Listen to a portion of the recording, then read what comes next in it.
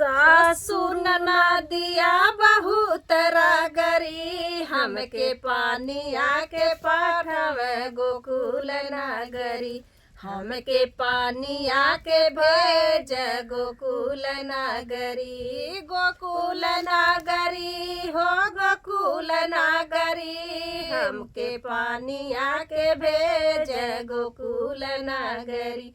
हमके पानिया के भेज गोकुल नगरी।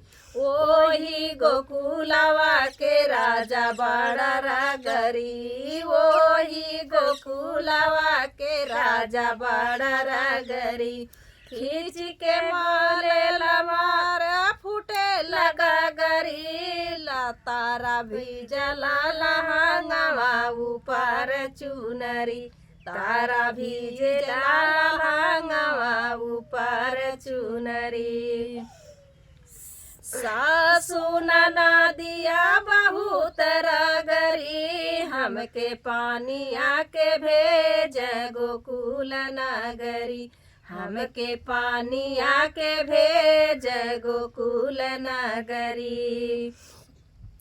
लवंग इलायची कबीरवा जोरावली। लवंग इलायची कबीरवा जोरावली।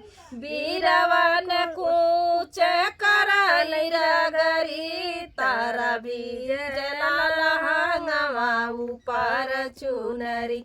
तारा भी जला लहंगवा ऊपर चुनरी।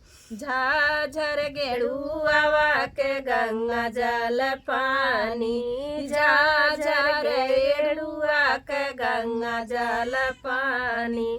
पानिया न पिए कराई रगरी। तारा भी जला लहंगवा ऊपर चुनरी।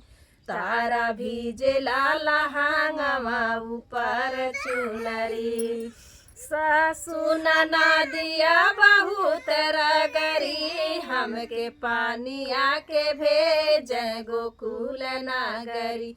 हमके पानिया के भेज गोकुल नगरी। फूलवा के चुनी चुनी से जिया लगावली। फूलवा के चुनी चुनी से जिया लगावली। अरे से जिया न सोमय करई रगरी। हम तारा भी जला लहंगवा ऊपर चुनरी। तारा भी जला लहंगवा ऊपर चुनरी। सासु नदिया बहुत रगरी, हमके पानिया के भेज गोकुल नगरी। हमके पानिया के भेज गोकुल नगरी।